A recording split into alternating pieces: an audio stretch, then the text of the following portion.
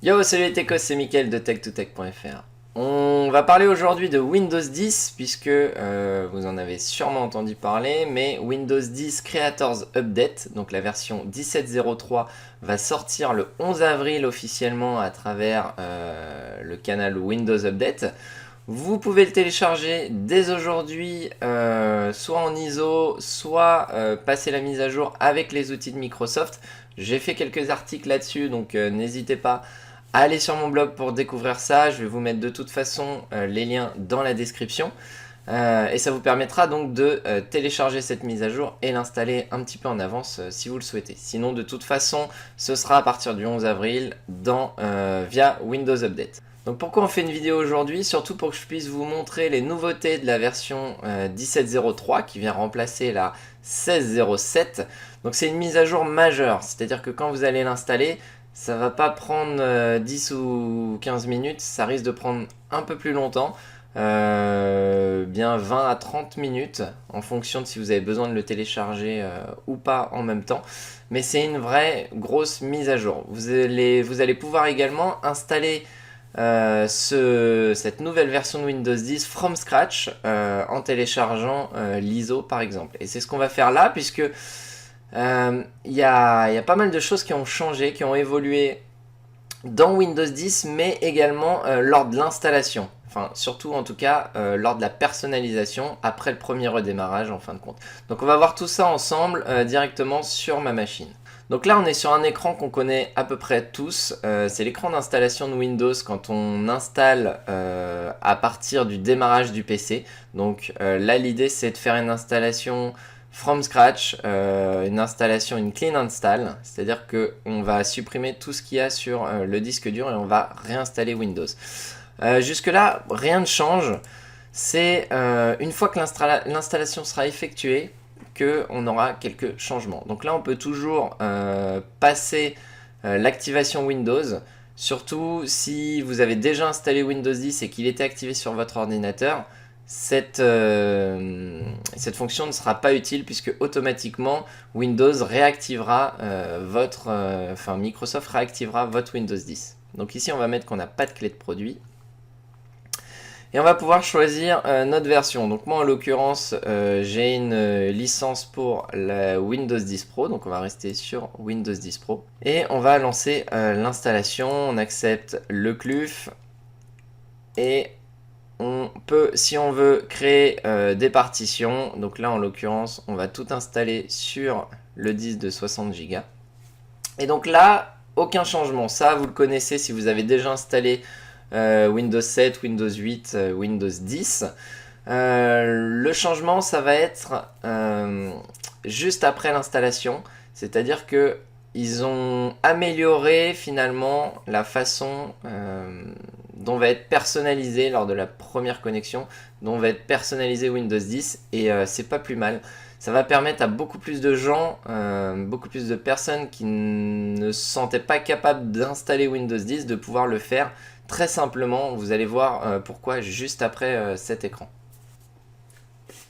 Bonjour, je suis Cortana et je suis là pour vous aider. Une connexion, un peu de Wi-Fi et nous en aurons fini avec la mise en service de votre PC. Vous pouvez utiliser votre voix ou votre clavier. Si vous voulez que je reste silencieuse, il vous suffit de sélectionner l'icône d'audio. Si vous avez besoin d'un lecteur d'écran d'assistance, appuyez simultanément sur les touches Windows, CTRL et Entrée pour activer le narrateur. Commençons.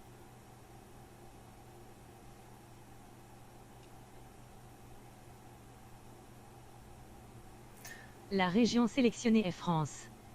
Est-ce bien ça? Donc voilà ce dont je parlais tout à l'heure. Vous voyez que maintenant, j'allais dire Siri, mais non, Cortana vous parle. Donc c'est beaucoup plus accessible pour tous. Elle vous explique ce qu'elle va faire et elle vous pose les questions à l'oral. Donc c'est beaucoup plus simple pour effectuer une installation pour quelqu'un qui ne connaît pas. Vous pouvez en plus utiliser le micro. Là je ne peux pas puisque je suis en train d'enregistrer avec, mais si jamais vous vouliez installer effectivement la région France, soit vous dites oui et ça va installer la région France, soit vous donnez le nom du pays en question et ça sélectionnera automatiquement le nom du pays en question. Donc c'est plutôt pas mal, je trouve que c'est une bonne amélioration pour essayer justement qu'il y ait Windows 10 à la portée de tous finalement. Donc là on va continuer le processus d'installation. Votre clavier est configuré en français. Faites-vous aussi votre saisie avec une autre Et ça vous disposition de permet clavier. également de voir finalement, si vous ne l'avez pas vu, à quoi ressemble maintenant la personnalisation lors de l'installation. Vous êtes connecté. Nous recherchons des mises à jour. Donc là, automatiquement, il a vu qu'il était connecté à Internet et du coup, il va télécharger les dernières mises à jour s'il y en a besoin et si par exemple, il y a des mises à jour critiques. Si jamais je n'avais qu'une carte Wi-Fi, il m'aurait proposé de me connecter à un réseau Wi-Fi. Vous connecterez-vous à ce PC en utilisant un compte personnel ou un compte de travail ou de votre école? Donc là finalement ça permet de se connecter soit à un domaine quand on est dans une entreprise, soit on l'utilise en workgroup, donc en utilisation personnelle, et à ce moment là on a juste à sélectionner configurer pour une utilisation personnelle. Entrez votre adresse email ou votre numéro de téléphone, puis suivez les instructions pour vous connecter. Je vous retrouverai quand ce sera fait. Donc là, vous pouvez vous connecter avec votre compte Microsoft. Ça permet de récupérer toutes les personnalisations que vous aviez fait sur votre autre ordinateur, de récupérer OneDrive, mais également de récupérer le fond d'écran et la personnalisation que vous aviez mis en termes de design sur votre Windows 10. Donc vous pouvez tout à fait également vous ne pas utiliser de compte Microsoft en cliquant tout simplement sur compte hors connexion. Donc moi en l'occurrence j'en ai un, donc je vais me connecter.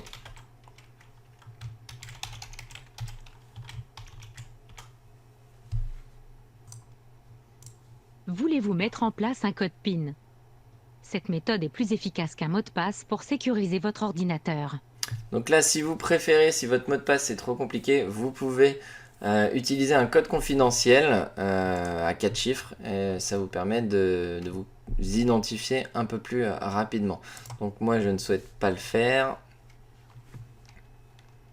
Souhaitez-vous Et sauvegarder ici, automatiquement donc vos c'est la fichiers et configuration vos de photos sur OneDrive. OneDrive? Est-ce qu'on utilise ou non OneDrive? Voici une partie de l'installation qui me Et concerne. après, Puis-je ici, avoir la je ne vais permission pas d'utiliser les informations configurer Cortana. Ce sont les paramètres Malgré que recommandés par Microsoft. Cortana s'est nettement Vérifiez-t-il vous amélioré. conviennent et sélectionnez accepter quand Ça a vous êtes commencé prêt. sur Windows 10 dans les premières versions. Cortana était vraiment pas efficace. Maintenant, c'est quand même beaucoup plus efficace. Donc, si vous avez banni Cortana de Windows 10, je vous invite à réessayer puisque ça marche quand même nettement mieux. Selon moi, pas aussi bien que Siri, mais ils font d'énormes progrès. En parlant des progrès, justement, Microsoft, je pense qu'ils se sont rendus compte que la confidentialité des données, c'était quand même important. Ils ont pris des gros bad buzz au niveau de la confidentialité des données lors de la première sortie de la première version de Windows 10. Du coup, ils essayent de s'améliorer. C'est pas encore ça, parce qu'il y a encore des données qui partent sur les serveurs de Microsoft, etc.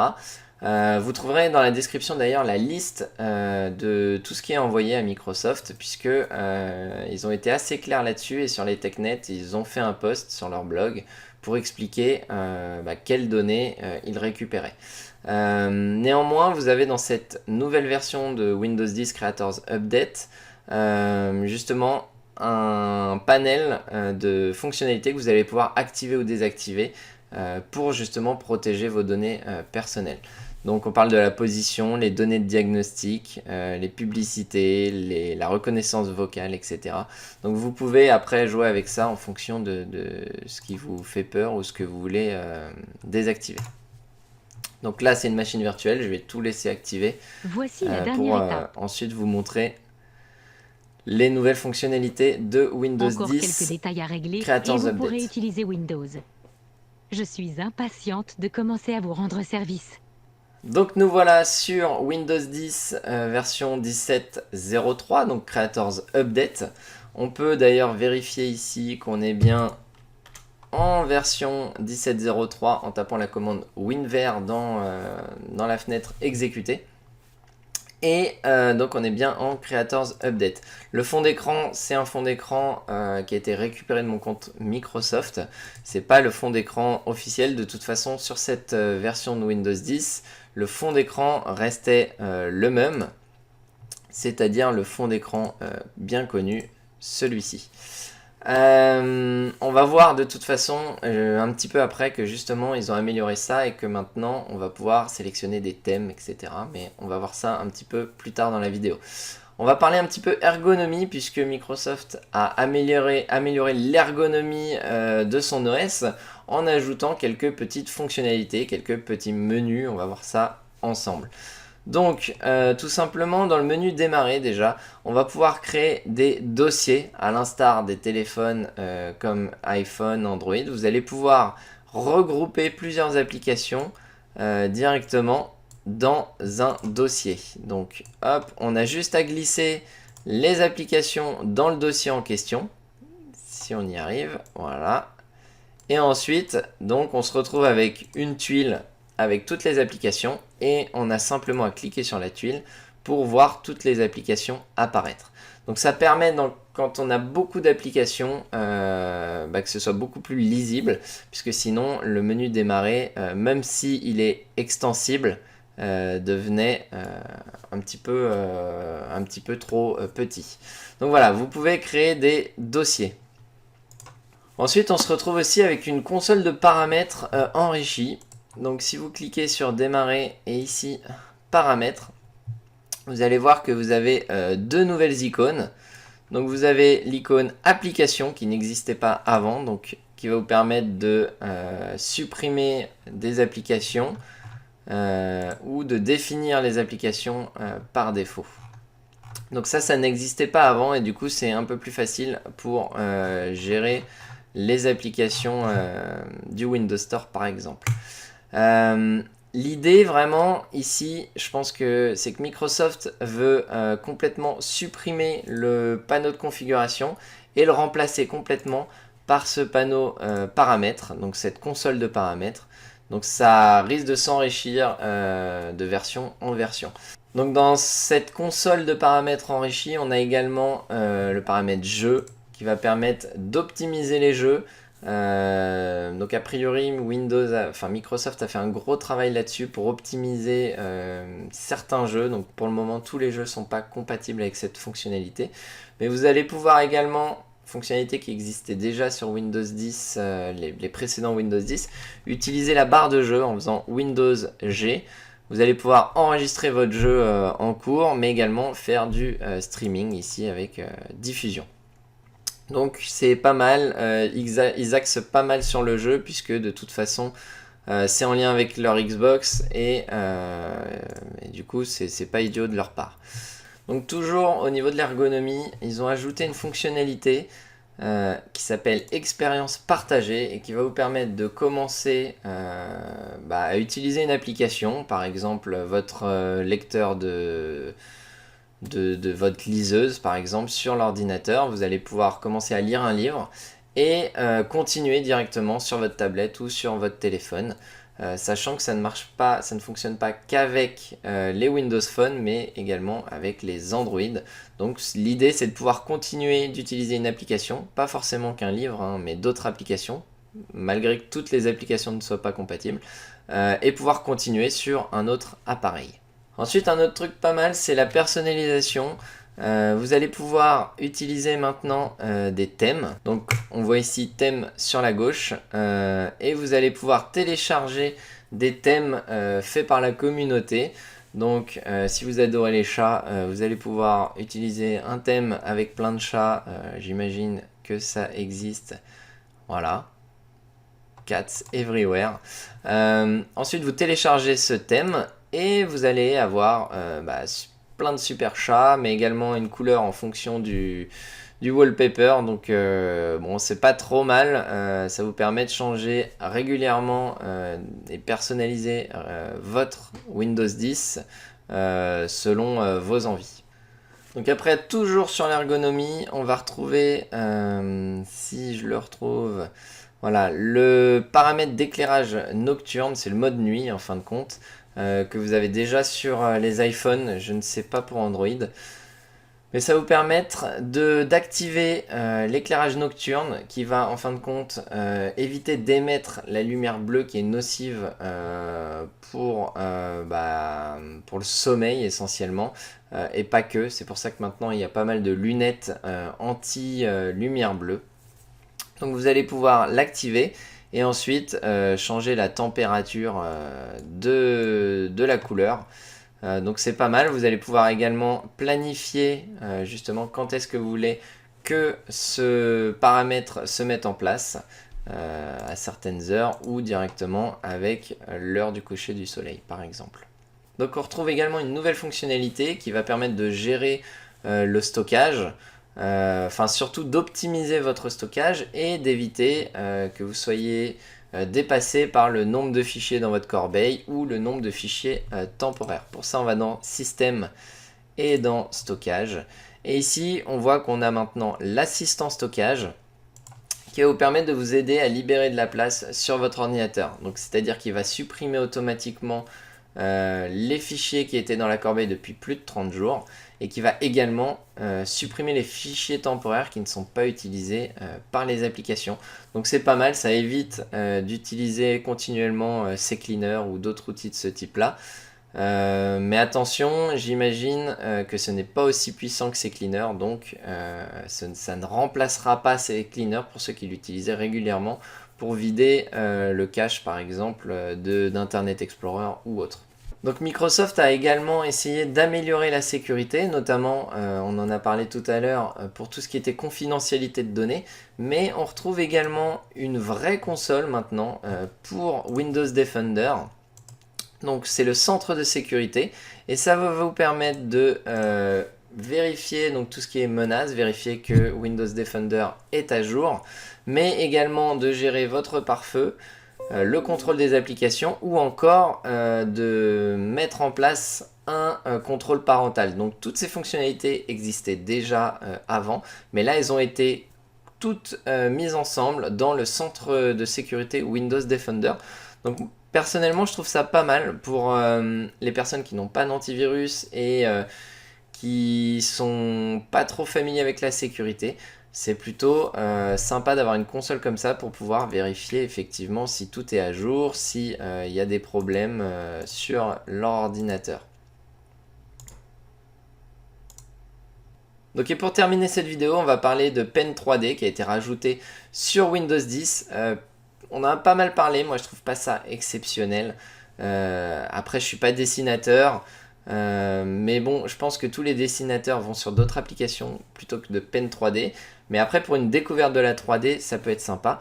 Donc, il suffit d'aller chercher donc, Pen 3D, à savoir que Paint, le classique, celui que j'utilise moi à la limite, existe toujours. Mais vous pouvez utiliser Paint 3D, donc qui vous permettra de créer des projets en 3D, des dessins en 3D. Donc, vous voyez que vous avez également des modèles de 3D, donc des chiens, des chats, etc. qui existent déjà. Après, je ne sais pas du tout comment l'utiliser, puisque je n'utilise pas ce type de logiciel. Mais voilà, faut savoir que ça existe. S'il y en a qui sont férus de 3D, ou à la limite pour les enfants, ça peut être une bonne découverte. Donc voilà, je pense qu'on a fait à peu près le tour. Il y a pas mal de petites fonctionnalités que j'ai pas présentées parce qu'elles en valaient pas forcément la peine. Si j'ai oublié des trucs et que vous avez découvert des choses, n'hésitez pas, les commentaires sont là pour ça. Et puis je vous retrouve dans une prochaine vidéo. Ciao ciao!